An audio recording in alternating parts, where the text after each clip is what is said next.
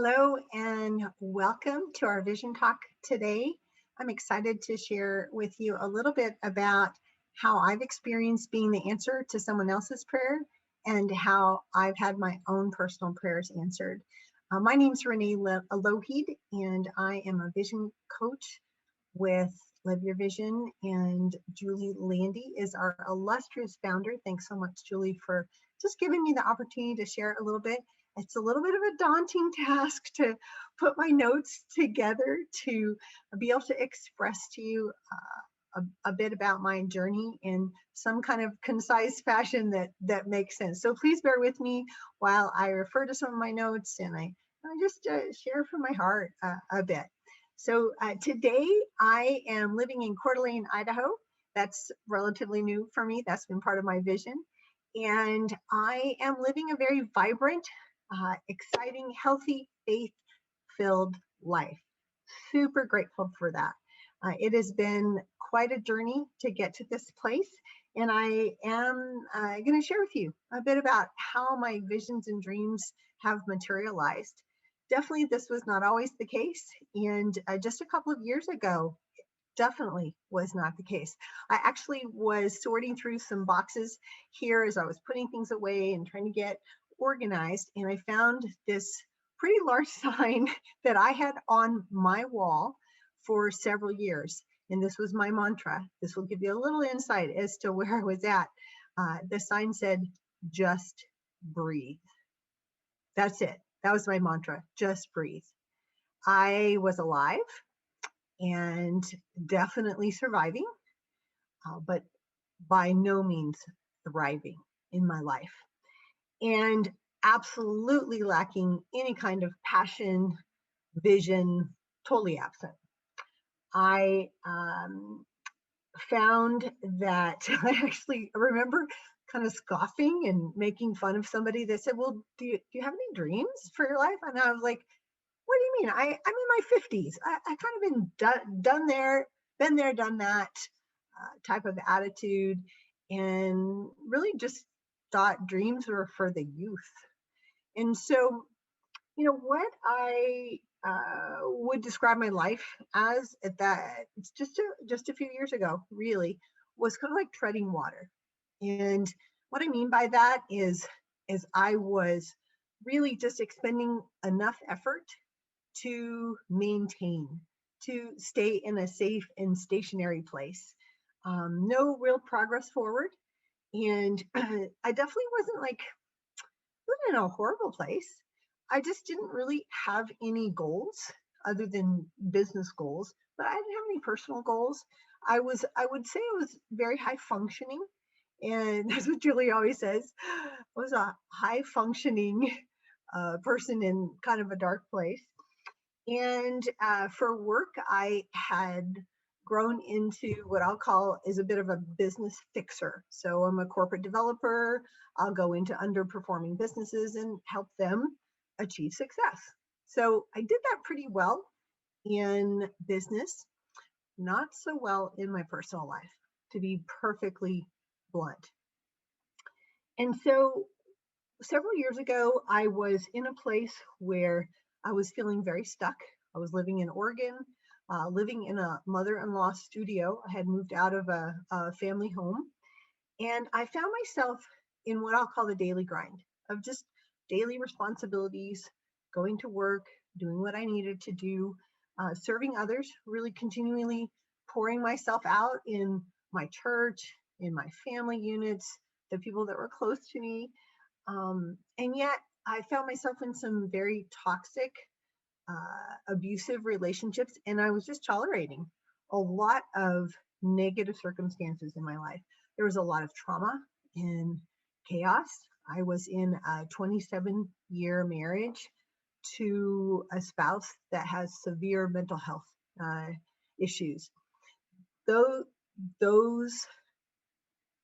things, that chaos that ensued over the last 15 or so years of our marriage really put me into a place of shame and humiliation. We were a strong Christian family. We'd had a reputation of really being a certain quality of of individual and character. And so I felt really humiliated by the things that were going on in my family. So I began to isolate. Didn't I didn't want to talk. I went underground a little bit. I have a lot of friends and relationships that I just didn't connect with. I didn't want to have to explain what was going on in my life. And I also had a lot of church drama. There was tremendous conflict in my local church. Found myself in conflict with a lot of relationships, even in conflict with my children.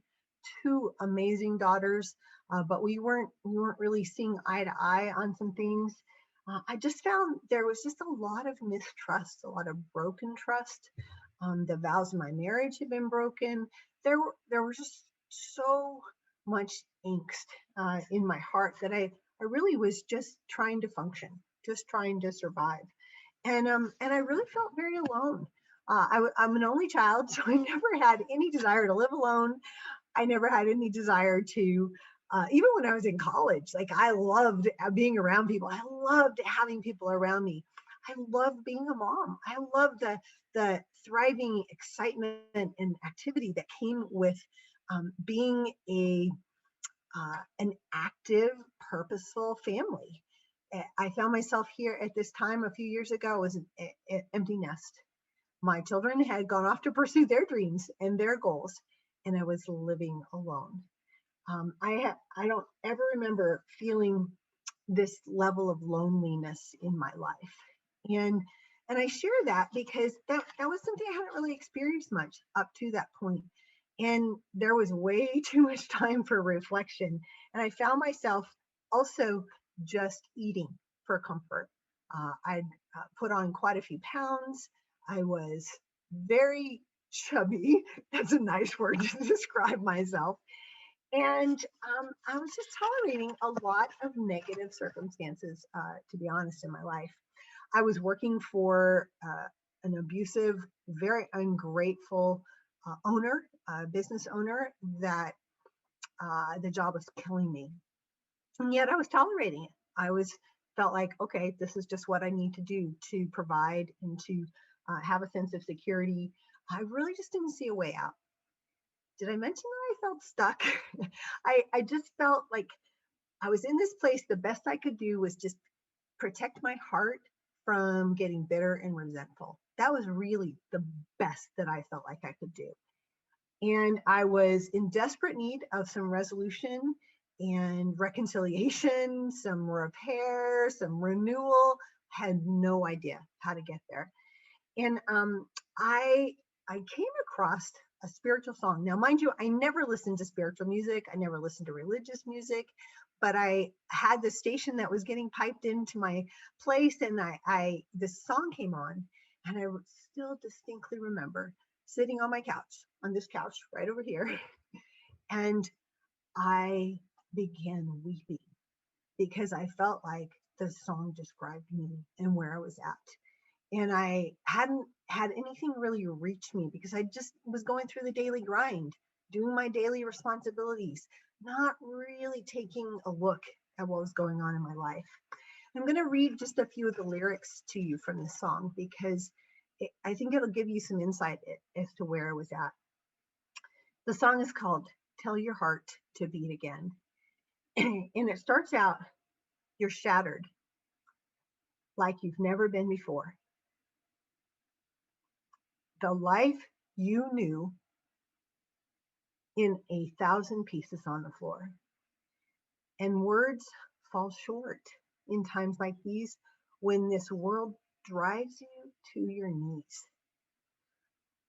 You think you're never going to get back to the you that used to be. That definitely described me. I felt completely shattered, like I had no idea how to get back to any form of just um, ignition. You know that fire that you feel when you're alive. I felt pretty dead inside. The next stanza says, "Tell your heart to beat again. Close your eyes and breathe it in. Let the shadows fall away. Step into the light of grace. Yesterday's a closing door. You don't live there anymore. Say goodbye to where you've been and tell your heart to beat again. I realized, I remember in that moment thinking, I'm still living in this place. I have not been able to say goodbye to where I've been. My heart was barely beating. The next stanza says, just let that word wash over you. It's all right now. Love's healing hand have pulled you through. So get back up. Take step one. Leave the darkness, feel the sun, because your story's far from over and your journey's just begun. I don't think I had an awareness that my story was far from over. To let every heartache and every scar be a picture that reminds you who has carried you this far, because love sees farther than you ever could. In this moment, heaven's working everything for your good. I share the words, some of the words to this song because it really is a descriptive of where I was at. And I remember so distinctly thinking, I just need a glimmer of hope. I need just a spark that something could be different. And the song gave it to me. And I had this recognition that my life was shattered and I was full of disillusionment and angst. And I really was having trouble seeing my way forward. But there was this small seed of faith that got planted in my spirit that that my story wasn't over and that I needed to take step one, to say goodbye to where I'd been and figure out what was ahead. And that little moment, that little nudge, that little prodding, that little awareness that sometimes I don't always listen to that awareness. I don't know about you, but sometimes I get those little nudges and I ignore them, but I didn't ignore this one. And I set a goal. I remember at that moment on my couch, I set a goal. I went and got a piece of paper and I said, it's time to stop just breathing. And I decided to get a life. Okay, that was my big goal, get a life. Now, I know that sounds like kind of small, but for me, that was big. And I had to, from that point forward, decide what did I want my life to look like. And I literally, I hung that sign over my door and I started just kind of applying my business principles. I used to do SWOT analysis for business, where I'd go through and really identify weakness and strengths and opportunities and threats. And so I went through my life and I took a little inventory of what was working. There wasn't a lot working at that moment other than I was making this ungrateful owner a truckload of money and killing myself at the time that I was doing it. But there was a lot of things that I identified that weren't working. My job obviously wasn't working. My marriage wasn't working. My health and my just lack of taking care of myself wasn't working. I was living in a situation that felt lonely and not healthy for me emotionally or spiritually. And I was in a lot of relationship conflict, which really wasn't typical of me up to that point in my life. And so I began with the job and I put a little kind of strategy together that I just needed to get through a few months to the end of the year so I could actually get this huge bonus that I had earned that I was afraid I wasn't going to get, so that I could take some time off in the year ahead. And so I put a little strategy together. And then little by little, I was like, you know what? I have to do something about this. What? And I asked myself, what am I willing to do about the condition of my life? What am I willing? Where do I need to take responsibility to bring about some change? Now, mind you, I was not motivated to really change, but I knew that change was imminent, or I was going to be living a very unhappy and miserable life. And so I, from that point forward, started praying for clarity. Like, God, what do I need to do? Where do I go from here? I don't have a lot of personal drive to make changes. I kind of started this decluttering of my mind and angst. I'll say all the conflict that I had felt. I decided to go, God put it on my heart to go on a journey of reconciliation, to just get some things right in relationships that had hurt me, with people that I I really loved and felt disconnected with. That next year, I made my kind of word mantra, merciful. So I always have a word prayer mantra. And I really focused on becoming merciful with myself and with so many people and situations around me. One thing led to another. I won't go into all the details, but as I started to declutter things and get the angst out of my life and quit the crazy job, my life and heart started to open up to new possibilities. And I got a ton of green arrows. I call them God's green arrows in my life. Go this way. And I got a job offer in Los Angeles. My daughter was living in Los Angeles, and there was a woman that I really was close friends with that I wanted to learn and be mentored from, that was only going to be available for a few months in LA. And so a living situation opened up, and I just decided to take this leap of faith and move to LA. Mind you, I never wanted to move back to California. I had always said, I'll never, ever, ever go back to Los Angeles. Never, just a side note, never ever say never ever.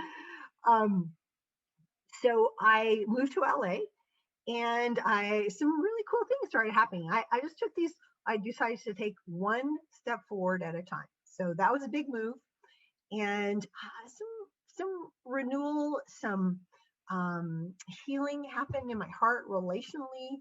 Uh, I got closer to my daughter. I just started to open up and live, and decide to say yes, to figure out what it was that God wanted for me in the next parts of my life. I still didn't have like a dream or a vision. I was at least moving forward. I wasn't treading water anymore. And let me just stop mid-story because it wasn't all smooth sailing, and there were a lot of things that I'll call little obstacles. That number one really was just my own negative thinking. I've been like so stuck and so much in this negative headspace for so long, in abusive, weirdly toxic situations, that I really had a hard time seeing good and seeing what was possible. And so I had to just begin shifting my negative lens to something more faithful, my negative thinking to something more positive, honestly. And and that was a big, my own limiting beliefs of how I saw things, how I saw God, how I saw myself. Oh, really just kept me stuck for a long time. And I also had this belief that I really couldn't change. I've been chubby for quite a while. I keep saying chubby, but I was just downright fat. I was like 65 pounds heavier than I am now. And I was an emotional eater. I wasn't dealing with the emotions that were causing me to eat. And I honestly felt like change was too risky. I felt like in my situation, I like knew what to expect. There was this kind of weird security in the normalcy of tolerating just a not very happy, fun, good life. And that was kind of weird when I realized that. I was like, wow, this is what I tolerate in my life. I also thought change was just too much work. I just didn't have it in me. I didn't have a lot of motivation to change. And I had such inconsistent motivation that it really led me to believe that I couldn't change. And, to be honest, when I told my friends and family, most of them, that I was moving back to LA, the LA area, they kind of thought I was a little nuts, a little crazy. They're like, what are you doing? You have a good thing going. From their vantage point, I had a good thing going. They didn't really realize how unhappy and miserable I really was. And, the list goes on and on of the obstacles that come into my mind, I'm sure come into your mind when you get a little epiphany that change might be needed, or that you desire something to be different. Oh, you get a slew of resistance. That's what I call it, resistance. And so I got a slew of resistance. It kind of reminded me, I've been studying out Joshua and Caleb lately in the Old Testament. It reminded me of when Moses sent the 12 spies out to spy out the promised land, and 10 of the spies, like 85% of the group came back and said, no way, we can't do it. It's not possible. We look like grasshoppers in our own eyes, and the same to them. Like they even had an exaggerated negative view of who they were and how God saw them and how the people around them saw them. I think that's very common. That was definitely me. And yet Joshua and Caleb had a different spirit. They were they were two individuals who saw what could be, what was possible. They saw through the lens of faith and possibility, and they weren't controlled by the circumstances, the circumstantial aspect of the negative. They weren't skewed. You know, sometimes our life experiences they skew us to look at things through a certain lens, a certain um, a certain view. And so fast forward, then I moved to LA and I overcame all of those hesitations and all those obstacles. And I got there, and it still wasn't like I didn't have this great vision. I just at least felt like I was moving forward. And, one of the things I realized is I needed to have a consistent belief in my life and my heart that change was possible, that I could get to a place of change, that there was good ahead of me. And, it was interesting because it was really just 2 years ago that I met Julie Landy, the founder of our organization, Live Your Vision. And I met her through a series of negative circumstances. I was in LA during some very intense fires, and through some other friends, she and her husband and family hosted us as kind of refugees during the fire. Now, I knew a little bit about their, through the couple days that I spent with her, about their coaching business. I was really drawn to her husband's business because he was a corporate coach. He worked with businesses, and I thought he was a dynamic speaker, and I was trying to get him connected to some of my business contacts. I thought, wow, this guy could really motivate us in some of the teams that I was a part of. I hadn't really explored what Julie's Live Your Vision program was all about. But I remember signing up for one of her emails after we got to know each other a little bit. And I started getting these emails about a live program called Live Your Vision that was going to be at Pepperdine. I had no idea what it was about. I just knew at the time that I needed some inspiration. I was living, and I was not as stuck as I had been in Oregon before I moved to LA, but I still had, there was very little vibrancy to my life. And I was getting sucked into another killer job. So I invited my friend Robin. I kind of drug her along, and I went to this Live Your Vision program with zero expectation other than, man, I could use a little inspiration. And I'll just say I was blown away. I was blown away by witnessing so many women like myself that had gotten a reset midlife, that had found a new sense of purpose and belonging, that were fully alive and just thriving, something that I was still not experiencing in my life. I'd made some changes. I'd made some forward movement. And so one green arrow after another, after praying for clarity and evaluating a commitment to doing one of Julie's programs, I pulled the trigger, and partly was because I didn't want to spend the money, and I just didn't think that I needed it or it was worth it. And I got a check in the mail, totally unexpected check from a legal matter that I had been involved in for almost the same exact amount of the program. I was like, okay, God, I give up. And my friend Robin, who I had drugged with me, said to me, you need to do this program because in 5 years, we're going to be sitting here having the same exact conversation about what you should be doing for the rest of your life. And if you don't do this program, you're going to miss out. And then I got this check like a couple of days later. I'm like, okay, God, you don't have to hit me over the head. So I started this program, and the good thing about being in a place where your life has kind of fallen apart is there's something really beautiful happens, and it's called humility. And I don't know if I would say I was really a very humble person up to that point. Um, but so much had happened in my life that God really humbled me. And I needed it. I needed to see that He was in control and I wasn't. And there's something that this kind of higher intelligence that emerges when we fall to our knees, when we really pray for God to guide us and lead us and give us clarity. And I remember the moment that I specifically thought, I don't know, halfway through the program, and I thought, oh my gosh, this program and Julie is an answer to these prayers that I've been praying for 2 years, to catch a vision for my life, to figure out what I wanted to do, where I wanted to go, who I was. I still have no precise vision, but I was moving forward.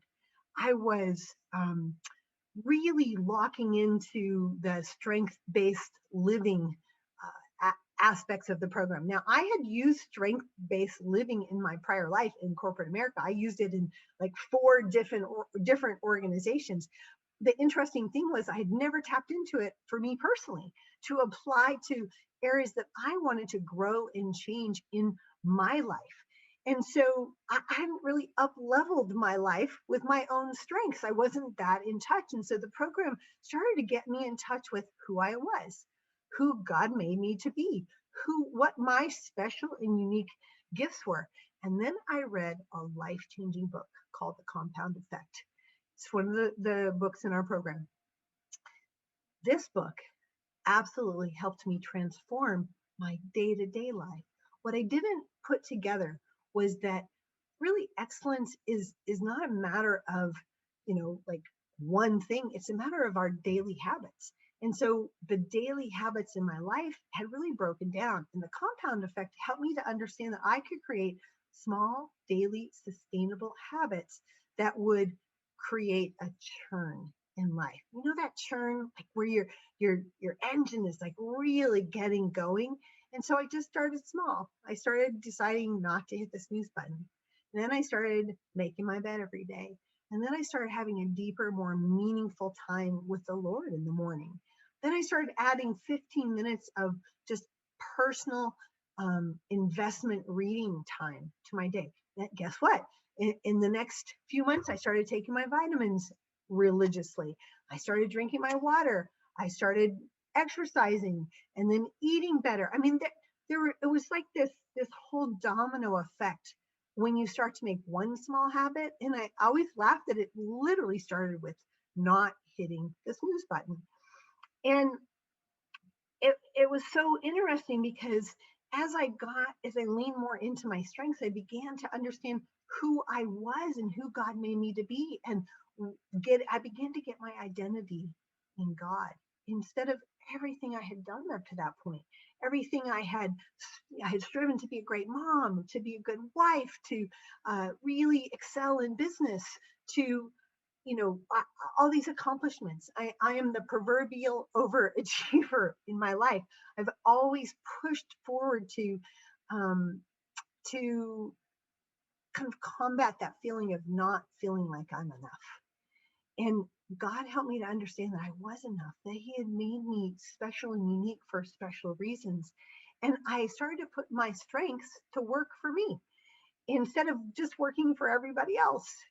And my life started to change, and it started to transform. And there was this quote that I saw last year, and it says that she remembered who she was and the game changed. That's really what I remembered who I was. And I started to get a sense of holding my head up higher. I started to feel a sense of connection with people. I started to release some of my shame and humiliation. I just started to find joy, and I started to see things and make different choices in my life. And that year, that was just last year, 2020, I named the year of growth and possibility. And, guess what? By that time, I had a new sign. I started out with Just Breathe because I'm very visual, and I moved to Get a Life. And last year, my daughter created a sign for me, and I put it on my wall, and it said, "She created a life she loved." That was my mantra for last year. I went from just breathing to really being very deliberate and intentional about creating a life that I love. And, ironic, 2020 was the year of vision, right? I didn't have a vision in the beginning of 2020, but by the end of the year, I had a vision. And as I began to put these new principles into my life and into effect, these new small, tiny habits, and I started to see this momentum building with my life as I made different choices. My choices were way more intentional.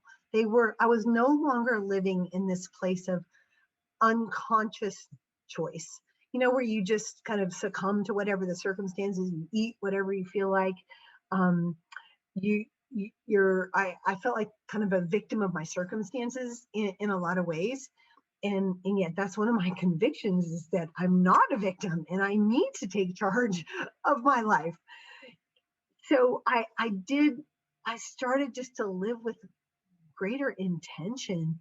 And about, let's see, almost a year ago, I decided to really get serious about my health. And so I started a healthier eating plan with my cousin Laura. I was living with her. And from that time until now, I lost about 45 pounds. And it wasn't that it was like super radical. One of Julie's clients put out a cleanse that I started, a 2-week cleanse, just to kind of get the toxins out of my body. And then little by little, I just used the small daily habits to create new eating habits in my life. Now, I did take a little diversion from my good eating habits over the last 2 weeks because I celebrated a huge birthday. I just turned 60, and I am thoroughly stepping in, leaning into this new decade, this new chapter of my life. But just a year ago, I wasn't in that mindset, just 1 year. And so, you know, I also really understood that to be successful, I couldn't do it alone. And that was part of the group dynamic, is that there's power in the group. When we try to do things on our own, we have a less than 20% chance of success. When we add a group dynamic, encouragement, accountability, and a regularity, we actually have close to 90% chance of success. That's what I've been experiencing. I've had this group of women around me. And so by the end of last year, my vision was starting to form. And that vision, unbeknownst to me, unbeknownst to Julie, we were both praying about solutions to our life situations. She was praying about a solution to how stretched she felt, how to expand the rest of her business. It was just her. I was praying about a vision for doing something else in my life. And so I still remember this talk that we had where I said, I know this, that I don't want to sound arrogant or too bold, but would you possibly consider having me join your team? And I still remember, like, her reaction was like so excited and happy at the possibility. It actually really surprised me. And she was like, "Oh my gosh, you're an answer to my prayer." And I thought, wow, here she's been an answer to my prayer. And now I'm turning around through God's Spirit and his guidance, being able to be an answer to her prayer. I was blown away. And so it just in the course of this last few months, we've been training together to get me up and running to be a Live Your Vision coach. And I'm blown away. I'm literally just in awe of where my life was just a year and a half ago. And knowing that I am made for something more. You're made for something more. You know, today, wherever you're at, I hope you just catch a little bit, a little spark, a little ignition for a little more vision, a little glimpse of possibility of what might be able to happen in your life. You know, I very intentionally set my mind on the good, to see the good in a circumstance, in a situation, and to recognize that, Proverbs 3, I just read this week. It says, do good when it's in your power to act. And today I want to encourage you, do good for yourself. Do good for God. Do good for the people, the loved ones in your life, for the strangers, for your workmates. Do good, but do good for yourself. Sometimes I realized in the course of my life, I put myself last. And if I wasn't feeding and nourishing my own soul, I was having a very difficult time feeding and nourishing others. And so we here in the Live Your Vision community, we're all about empowering women towards their best lives, to be their best selves, to do their greatest good, to have maximum impact. And if that's something that really ignites you, that inspires you, reach out to us. Email us. We're on Instagram, Facebook. If we can help you figure out if you're an answer to someone else's prayer, and we would love to help you explore it. Thanks so much for being with us today.